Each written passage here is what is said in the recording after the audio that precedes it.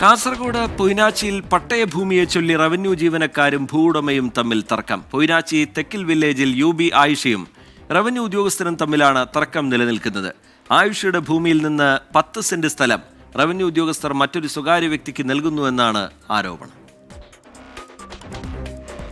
പൊയ്നാച്ചി തെക്കിൽ വില്ലേജിൽ UB ആയിഷയ്ക്ക് 1988 സംസ്ഥാന സർക്കാർ ഒരേക്കർ ഭൂമി പതിച്ചു നൽകിയത്. 2014 ഒരേക്കർ ഭൂമിയിൽ നിന്ന് 10 സെന്റ് ഭൂമി മകൻ BA ഇസ്മായിലിന് കൈമാറി. 2019 വരെ ഭൂമിയിൽ നികുതി അടച്ചു.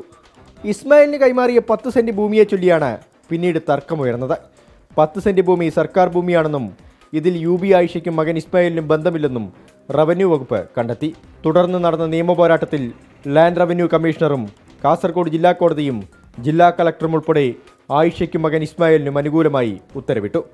എന്നിട്ടും നികുതി സ്വീകരിക്കാൻ റവന്യൂ ഉദ്യോഗസ്ഥർ തയ്യാറായില്ല. എല്ലാ കാര്യങ്ങളും ജില്ലാ കളക്ടർ മുതൽ വില്ലേജ് ഓഫീസർ വരെയുള്ള ആൾക്ക് അറിയാവുന്ന ഒരു കാര്യമാണ്. അന്നത്തെ വില്ലേജ് ഓഫീസർ പൊയ്നാച്ചി രമേശൻ സാറായിരുന്നു അന്നത്തെ തെക്കേ വില്ലേജ് ഓഫീസർ. ആ വില്ലേജ് ഓഫീസർ എൻ്റെ ഭൂമിയെ ഒരു സ്വകാര്യ വ്യക്തിക്ക് കൊടുക്കുന്നതിന് വേണ്ടി ഒരുപാട് ഫയലുകൾ ഉണ്ടാക്കി വെച്ചിട്ടുണ്ട്.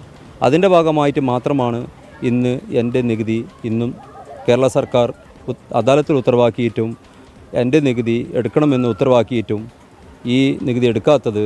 ഇസ്മായിലിന് വിവരാവകാശ പ്രകാരം ലഭിച്ച മറുപടിയിൽ 10 സെന്റ് ഭൂമി മറ്റൊരു സ്വകാര്യ വ്യക്തിക്ക് പതിച്ചു നൽകാൻ നീക്കം നടക്കുന്നതായി മനസ്സിലായി.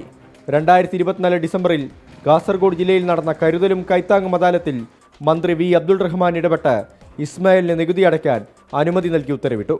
പക്ഷേ സാങ്കേതിക കാരണങ്ങൾ ചൂണ്ടിക്കാട്ടി റവന്യൂ വകുപ്പ് നികുതി സ്വീകരിക്കുന്നില്ലെന്നാണ് ഇസ്മായിലിൻ്റെ ആരോപണം. റവന്യൂ വകുപ്പിലെ ജോയിന്റ് കൗൺസിൽ അംഗങ്ങളാണ് ഈ നീക്കത്തിന് പിന്നിലെന്നും എതിർകക്ഷിയായ സ്വകാര്യ വ്യക്തി CPI അംഗമാണെന്നും ആരോപണമുയർന്നിട്ടുണ്ട്. പ്രശ്നത്തിന് പരിഹാരം കാണണമെന്നാവശ്യപ്പെട്ട് ഇസ്മായിലും കുടുംബവും 25 ദിവസമായി കളക്ടറേറ്റിന് മുന്നിൽ സമരത്തിലാണ്. 24 കാസർഗോഡ്.